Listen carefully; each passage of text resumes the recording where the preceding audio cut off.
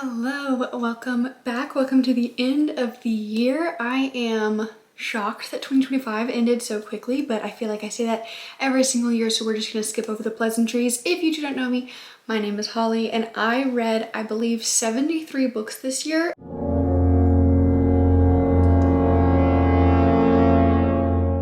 And I wanted to kind of do a quick review of all of them by tier ranking them.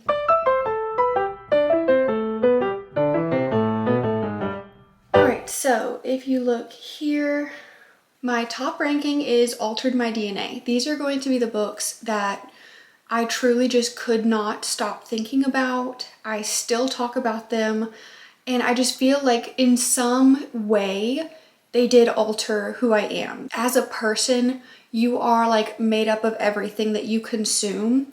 I feel like these books had an extra helping, if you will. I had an extra helping of these books. These books just really helped to shape me into who I am today. Next is Chef's Kiss. It was a good book. I loved it, would recommend. Number 3 is Okay. And that is not like a bad okay, that's like a good okay. My 3 stars is very up in the air. So I have really good 3 stars and not so great 3 stars. So I kind of just wanted to leave this ranking open. But any book that I put here, it's probably just because like I enjoyed reading it. It was good, or I could see why someone else would enjoy reading this, but maybe it just wasn't for me, but it was a good book otherwise. Next we have Forgettable. These books I didn't like, haven't thought about them since, and then should have DNF'd, which is I don't know why I forced myself to finish this book. I did not like it at all. So we have a lot of books to get through, so we're just going to go in order, and these are not in any sort of order. I think they might kind of be chronological. No, they're not. I don't know how these are ordered in here. They're just random. Let's begin. Okay, so first we have 5 Survive by Holly Jackson. This was a young adult thriller, and I had a lot of fun reading it. I remember I finished it in one day. So if you are into young adult thrillers, I highly recommend this one. It was great. Not only did I finish the book in one day, but the book takes place all in one day. So it had that like sense of urgency, and really I just didn't get bored with this book. So I really liked it. The 7-Year Slip. This book altered my DNA. This book was so monumental for me. Like I finished it and was like kicking my feet. I was smiling. I was giddy. I just loved everything about this book. I liked the whimsical aspect of the like, not really time travel, but like the time jumps that they had in there. And I just really thought that it was executed really well. I loved this book. The Songbird and the Heart of Stone. I'm gonna go with it's either Okay or Forgettable. But I'm gonna go with Okay. I did like this book. I felt like it was repetitive and it was not near as good as the first 2 books. I honestly do not remember how many books are in this series. It's a very long series about vampires, and I loved the beginning of this series. Now I'm kind of falling off of it. Then we had Assistant to the Villain. I'm gonna put this in Chef's Kiss. Did I think it was a good book? No. Did I enjoy myself the entire time reading it? Yes. This book was like reality TV for me. It was like junk food. Like I do not want this all the time. I don't even think this is good. But for some reason I was locked in. I was wrapped up in it. I thought it was great. Am I gonna finish the series? No. But it was fun. Atmosphere by Taylor Jenkins Reid altered my DNA. I must say, it was such a good story about just like women and girlhood and friendships and finding your way and figuring out who you are, while also being about space and astronauts. And it was so good. I flew through it, almost had me crying. Like I genuinely loved every single page of this book. Bad Tourist by Caro Carver unfortunately, it was forgettable. I thought it was good when I read it. It was a thriller that kind of takes place in a Paradise Island like resort, but honestly I don't remember too much of it, and I don't really care to revisit it. All right, next, The Ballad of Songbirds and Snakes by Suzanne Collins. This was a reread for me, and I'm gonna put it under Chef's Kiss. I love a good origin story, like a good villain origin story, and I just thought that the writing in this book was brilliant, and I love the story, so Chef's Kiss. Battle for the Abyss. We're gonna say forgettable. I don't want to put it on I should have DNF'd. Or do I? I'm actually going to put it on should have DNF'd because I don't actually remember anything that happened in this book. And I don't feel like we learned enough to justify including it in the series. So I kind of absolutely would go back in time and skip it if I knew what I know now. This is also part of a extremely large series that I'm reading in the Warhammer universe called the Horus Heresy. So you will see more books from this series on here. The Book Eaters. I really loved this book.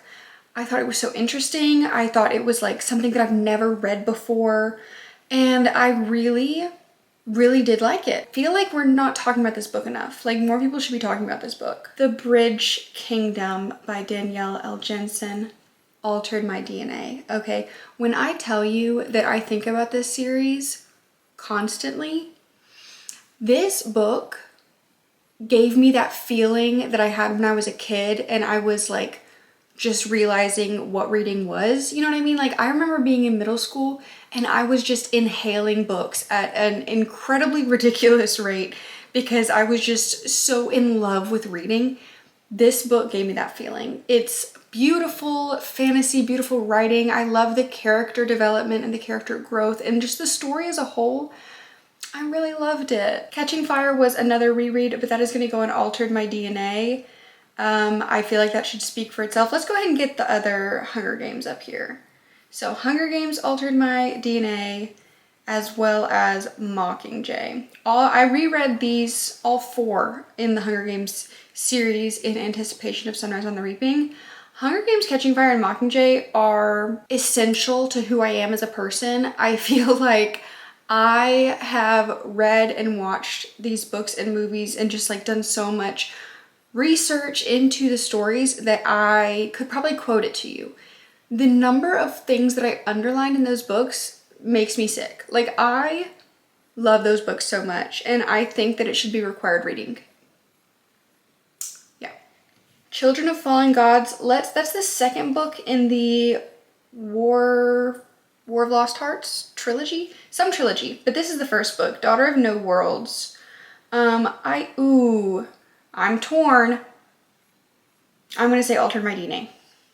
This was a fantasy trilogy, and honestly, from what I remember, Children of Fallen Gods was also very good, but I'm gonna put it on Chef's Kiss because I feel like it slowed down.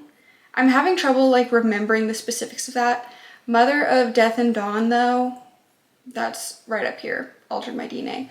This series was so good. And first of all, I just want to say, I've mentioned this in other reading vlogs or wrap-ups, but these covers I think are so gorgeous. They don't make them anymore. She got like a new cover this year, and I'll be honest, I hate the new cover. I hate it so much. But I wanted these books because they were like 5 stars for me. Like, I loved this story, and it is a story that I could see myself rereading in the future. But I want these covers, these like cartoon, beautiful, strong woman covers. Like, I hate the new covers. So they're currently selling for like $100 each on eBay, and I'm not that desperate to get my hands on them. But I did love them so much. Highly recommend. The Conditions of Will. This one's tough because I'm just gonna put it here for now. This book was not forgettable at all. However, this was a book that was so not for me, and it really, I don't want to say triggered me, but like it just made me very upset emotionally, and I wasn't ready for it. I think it was well written. It was, fine, but I'm not gonna say I should have DNF'd it because I am glad that I finished it, but that book was just not for me. Just not for me, okay? I'm just gonna leave it there. Dark Matter by Blake Crouch. When I read this, it was part of a 24-hour readathon, and I gave it 5 stars immediately after finishing it. Upon review, I am gonna leave it with 5 stars on Goodreads and everything because I still think it was so incredible, but I'm just gonna move it down to Chef's Kiss for this because I thought this was so well done. I have never read like an alternate timeline book quite like this, and near the end it genuinely had me like sick to my stomach because I was like, how is this book gonna wrap up? Like, how are they gonna get out of here? How is this gonna finish? I was queasy. That being said, it was incredible. I really loved it. And I know that this book it's very divisive. Like, you either love it or hate it. I loved it. Descent of Angels. This is also in that Horus Heresy series, and I'm gonna put this on Chef's Kiss. I'm gonna put on Chef's Kiss. I almost put it on Altered My DNA, but I just don't think about it quite enough for it to have altered my DNA. But this book was so impactful. It was so storybook-like. It very much read like a King Arthur and the Quest for Camelot, like all of that style, because there's knights and stuff like that. But oh my goodness, this book, I was so invested, so locked in. The end kind of confused me, but I still, Chef's Kisses. Okay, Endless War. Okay, it's bothering me that my series aren't all together because I'm like doing them out of order. Let me look for the rest of this series. So The Bridge Kingdom was the first one. Okay, here's the second one. Traitor Queen by Danielle L. Jensen. Let's go ahead and put that right here on Altered My DNA. I'm gonna put it right next to The Bridge Kingdom. This story of Laura and I think his name was Aaron. That sounds right. Was so beautiful. It was so well done. A little too spicy for me. I tend to not read spice books. But the story and like the fantasy element of it, the romance element of it, and just everything else, like the high stakes, like it was so good. It was so good. I could overlook the spice very easily. Next in that was Inadequate Air. That was the third book. And that one's gonna go on okay. This book is basically the second book in the series retold from a different point of view, and I feel like it didn't give us enough to justify how repetitive it was. Like, we saw the same conversations, the same scenes, just from a different point of view, and all the new stuff that we got, I loved, but it was so repetitive. It was like 100 pages worth of just being repetitive, and I'm like, we didn't learn enough from rewatching or rereading this interaction to make it worth it for me. Endless War is gonna go on Chef's Kiss. It definitely redeemed that storyline because the way that the Bridge Kingdom series is laid out, the first 2 books follow Laura and Aaron, the second 2 books follow a different couple, and then the future books, so there's one out now and one I think is coming out, or maybe it's already out, I don't know, follow a completely different couple. So the Endless War definitely redeemed that couple for me. I will say The Inadequate Air and Endless War, she ramped up the spice, which I really didn't think was possible from the first 2 books, but she did it, and I didn't love that, but I really thought that it was very well done, and I loved the peaks in that book that we got of Laura and Aaron and all those other characters from the first 2 books. So I loved it. I haven't continued the series yet. I think I binged them, so I just need a little bit of a break. But now I think I might be ready to go back to it because I think it follows Aaron's sister. Abby Jimenez, Fall Risk. It was a short story. It was literally 80 pages long. I'm gonna put on Chef's Kiss. It was, like I said, a short story. It was a romance. It was cute. And it had all of that like Abby Jimenez style in it that I really liked it. Did we get super in depth? No, it was 80 freaking pages long, but it was sweet and I liked it. Fallen Angels. We're gonna put this one on okay. It did kind of follow that storyline from Descent of Angels, but it was just nowhere near as good. Still a good book though, I really enjoyed it.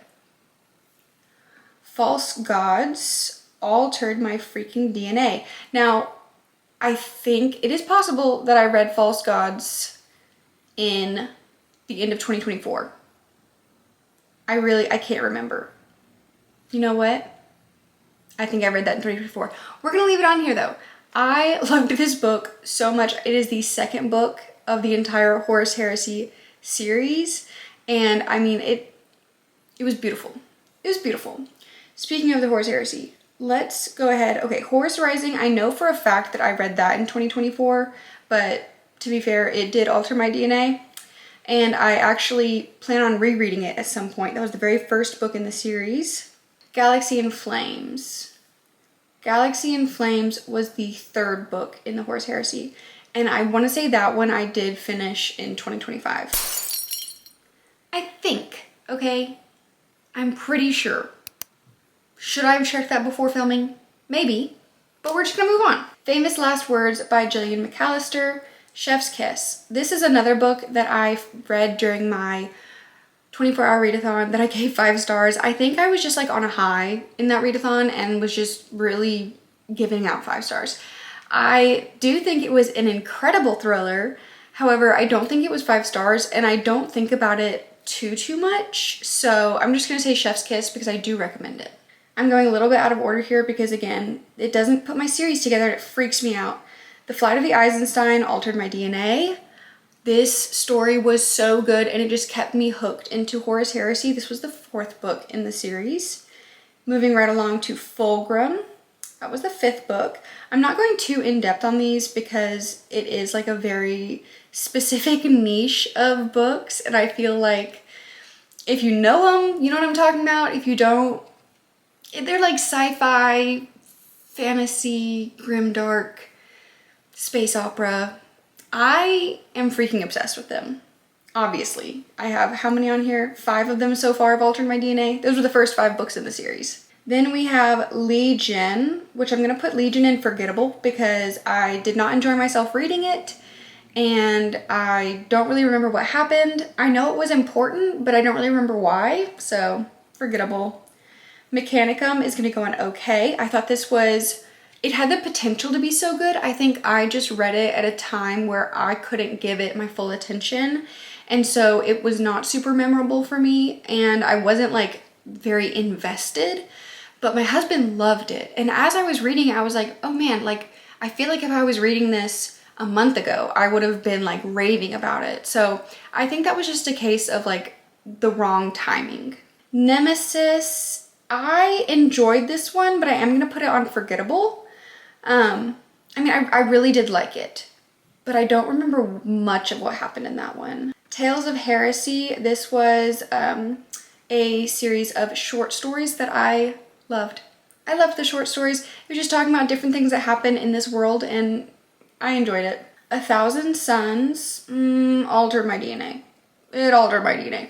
I love this book. This one specifically follows the Legion that I play in the tabletop version of Warhammer. So it was very special to me to get to see like the people that I really care about and that I'm really interested in. They got a whole book for themselves, so loved that. The First Heretic altered my DNA. This book shook me to my core and I can't stop thinking about it.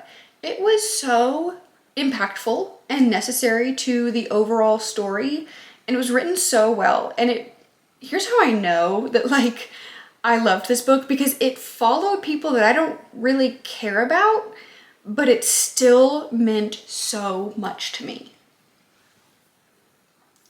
Prospero Burns should have DNF'd. Now this is very similar to Battle for the Abyss. My husband and I listen to these books together and we're on a mission to read the entire series in order. So we're not going to skip any of the books or DNF them, but I was literally so bored throughout this entire book and I was so confused and I just did not care. Didn't care. Funny Story by Emily Henry. I'm gonna say forgettable because I literally don't remember. Oh, this was about the exes. Yes, I've discovered this year that Emily Henry is not for me. So I'm just gonna leave that in forgettable because I really didn't love it. Didn't really like it either. So. Julie Clark, Ghost Rider. This one is going to go in Chef's Kiss. I thought this was an extremely well-written thriller. The pacing was good. I was really interested in the story. Like, I was invested. I was trying to figure out what happened along with everyone else, and it was a really cool, like, then and now perspective that they tied together in really interesting ways. So I very much enjoyed that book. The Guernsey Literary and Potato Peel Pie Society, I'm going to put on okay. I really did like this one. This book is just letters though. Like, it's comprised of letters written back and forth to people back around, like, what was it? World War I or World War II? I don't really remember. It was just very sweet, and it was kind of slice of life style. I did grow very, very fond of all of the characters, but it took me until about halfway through the book to remember who was who, since we didn't like see any interactions. We were just reading their letters. So that was a little odd, but I enjoyed myself. I need you to read this. Forgettable. I personally don't need you to read this. I did not think it was that good.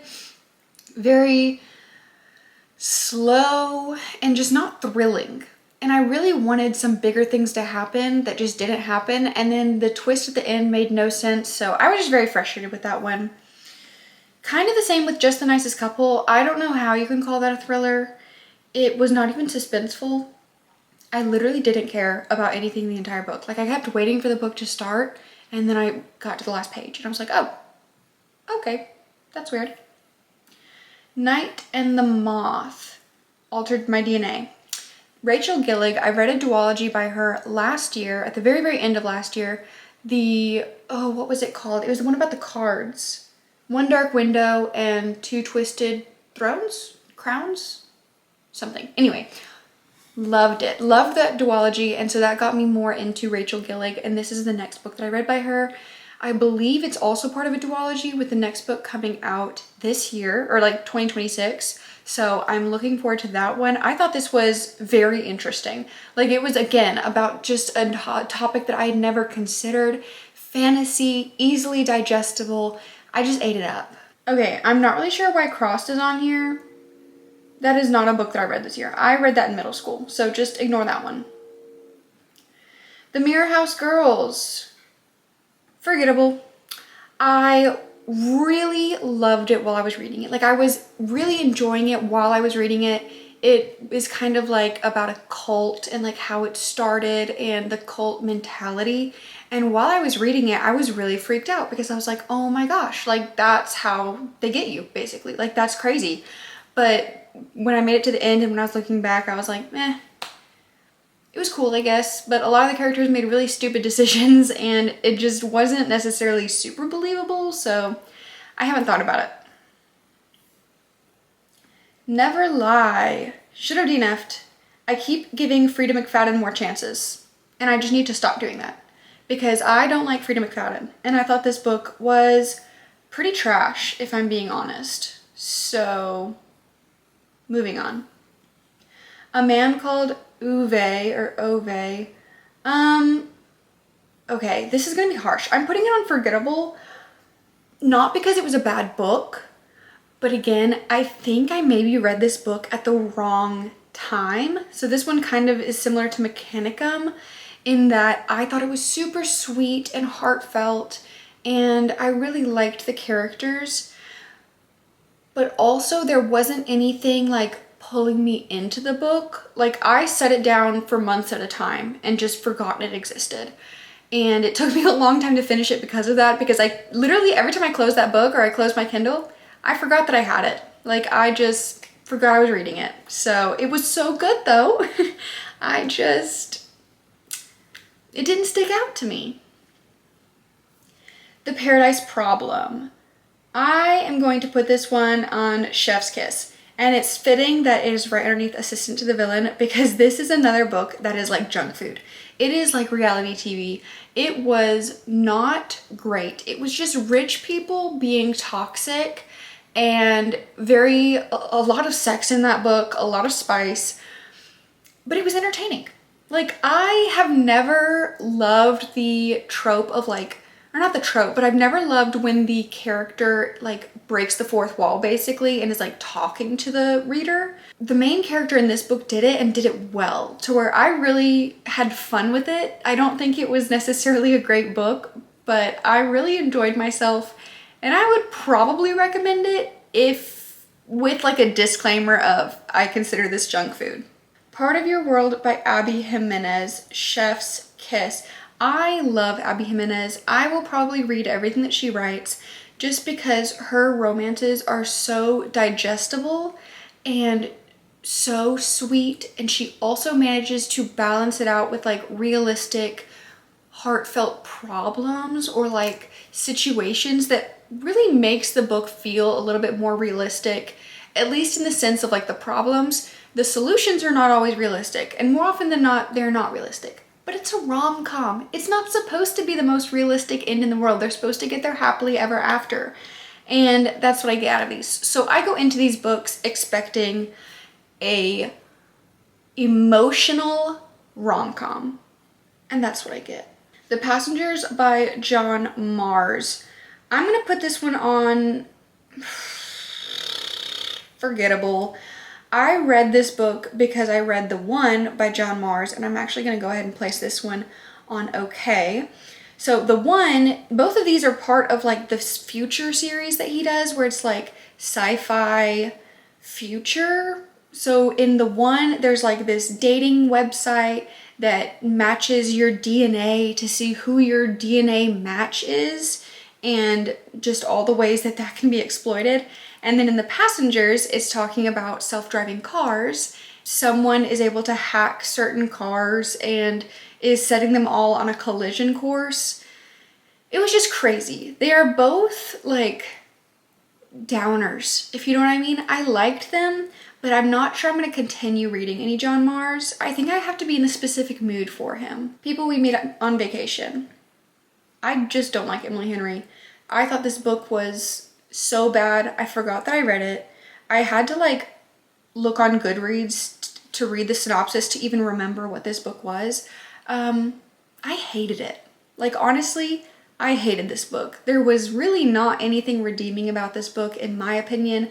I really don't understand why so many people give this 5 stars, but it was not for me. Persuasion. Persuasion altered my DNA. So I made it a goal this year to read more Jane Austen because Pride and Prejudice is one of my favorite books. So I read Persuasion and Sense and Sensibility this year and loved them both. They're classics. I love Jane Austen's writing style. I love how it sounds like I'm just listening to gossip the whole time. And I love it. I love the way that she writes women, and I love the way that she writes love.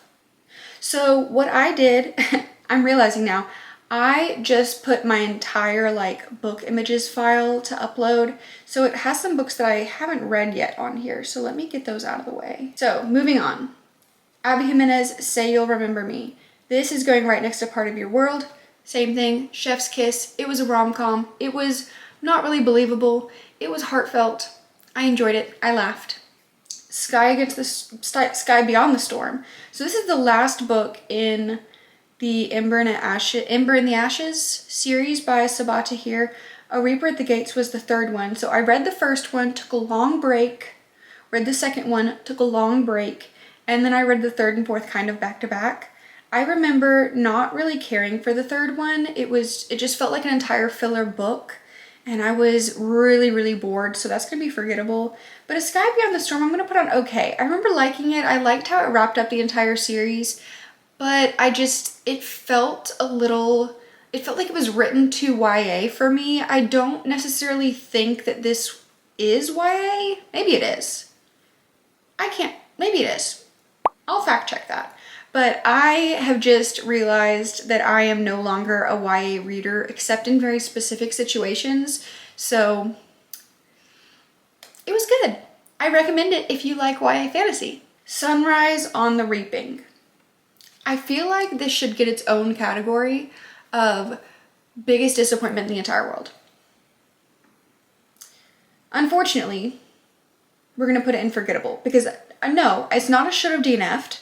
It's a should have never been written. I don't understand. I still fully believe that this was ghostwritten by a fan and Suzanne Collins just wrote her name on it. It does not have her writing style. It does not have her storytelling style. It is like a completely separate, like, fan-made fanfic about Haymitch. And I'm like, it just made no sense. It was so in your face. Oh, I hated it. And I just like to pretend that that's not part of the Hunger Games series and that it ends with a Ballad of Songbirds and Snakes. And I really hope that she stops writing books in the Hunger Games series because I fear it is just going to keep getting worse. Thank you for listening. Forgettable. It was a romance about an audiobook narrator, which I thought was cool. That's Not My Name. I'm gonna put that on okay. That is a YA thriller that I found really interesting. The plot twist got me and I enjoyed it. The Last Word by Taylor Adams should have DNF'd. This is also a very highly anticipated book of mine that I just thought was gonna be the best thriller I've ever read because I've only seen crazy 5-star reviews. Like, everyone loves this book. I hated it. I hated it. Oh my gosh, this book was so bad. I don't even want to talk about it. It was so bad. The Ministry of Time. I also should have DNF'd this one. I liked the idea. The execution, I'm a little confused about. And it just kind of gave me a headache. 13 by Steve Kavanaugh. Chef's Kiss. Oh, so good. This felt like a Criminal Minds episode. Like, it was very much a detective trying to figure out who's the serial killer and like all this other. The twist got me. I will say the twist got me. I was so invested, and it's part of a much larger series that I do think I will be coming back to just whenever I'm in the mood for that specific type of story. Till Summer Do Us Part. I'm gonna say okay. This was a fake dating trope that took place at a sex camp, and had I known that, I probably wouldn't have picked it up. So this entire book was just spice, smut, and filth. But I did enjoy the story. Tomorrow and Tomorrow and Tomorrow. I'm gonna put it in forgettable. I don't remember much of this book. I didn't really care while I was reading it. It was I could tell that it was very nostalgic, but it was nostalgic for a time that I wasn't alive. So it didn't really resonate with me. I'm also not someone who really enjoys video games. I don't have someone that I've been like friends with since birth and have just been in and out of each other's lives. So there was just nothing relatable for me in this book, and it took me forever to finish it. Just nothing to write home about, in my opinion. My camera batteries are about to die. I need to hurry. The Unmaking of June Farrow altered my DNA. I think about this book every single day. We Are All Guilty Here should have DNF'd. This needed trigger warnings. Hidden Pictures. Chef's Kiss. I do not watch horror movies, but this was such a good horror book. The Woman in the Window. Should have DNF'd. Possibly the worst book I've ever read. 0 Days. Okay, I really enjoyed it. I was confused, but I liked it. Rebel Witch. Chef's Kiss. This is the second book in the Crimson Moth duology. Loved it. Loved it. Okay, so with that, that is all of the books that I read in 2025. Comment down any of your thoughts on these books that I've read, or if you have suggestions for books that you think I will like based on what I read and liked this year, please let me know. And don't forget to subscribe so that I can see you in the next one. Mwah! Bye!